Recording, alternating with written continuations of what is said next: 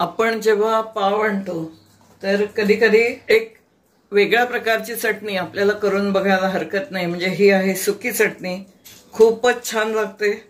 त्याच्याकरता हे धने घ्यायचे आहेत, ते 4 चमचे घ्यायचे आहेत, कच्चेच धने, ते मी 4 चमचे घेते। आपले नेहमीचे पोह्याचे चमचे असतात ते। मिक्सर मधून हे आपल्याला बारीक करायचं आहे, हे आपण बारीक केलेलं आहे। हे जिरं आहे ते पण कच्चं आपण 2 चमचे घेतोय।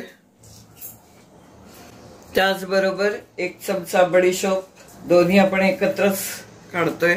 थोडंसं मीठ घालायचंय, ही पण पावडर याच्यामध्ये मी घालून देते।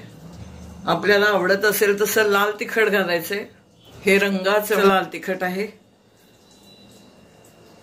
या पावडरी सगळ्या मी मिसळून देणार आहे आणि अशीच केलेली पावडर ही आपण भरून ठेवणार आहोत छानपैकी। चवीप्रमाणे अजून तुम्ही तिखट वाढवू शकता आवडत असेल तर। हे आपल्याला मिसळून द्यायचं आहे आणि चटणी करतो तशी ही कोरडीच ठेवून द्यायची आहे। ज्या वेळेला आपण ब्रेड आणतो किंवा इडली तयार करतो त्यावेळेला डाळींची चटणी आपण तयार करून ठेवतो, चणा डाळ आणि उडीद डाळीची, त्याप्रमाणे अशी ही चटणी तयार केलेली आपल्याला खूप उपयोगी पडते। हे आपण एकत्र तयार करून ठेवलेलं आहे। ब्रेड आपल्याला चिरून घ्यायचं आहे आणि एक वेगळी चव म्हणून नक्की तुम्हाला आवडेल।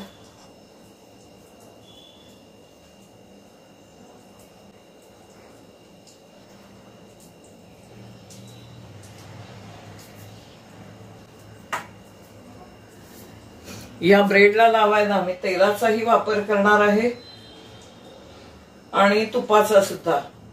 याच्यामध्ये आपण ही चटणी भरणार आहोत।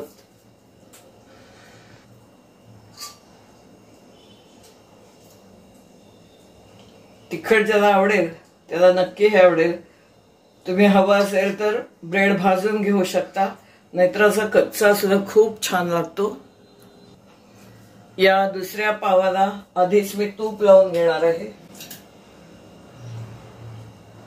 दोन्ही हिची चव तुम्हाला नक्की आवडेल। थोडीशी कमी घालायची चटणी, सुंदर लागते आणि एकदम साधं असं सोपी ही पाककृती आहे। हा साधा पाव आहे, लादी पाव। धने, जिरे, बडीशोप, लाल तिखट, मीठ याची ही सुकी चटणी केलेली आहे। या पावाला तेल किंवा तूप आधीच लावून घ्यायचं आहे। हवं असेल तर त्याला भाजून घ्यायचं आहे किंवा कच्चं सुद्धा छान लागतं, एकदम टेस्टी असतं।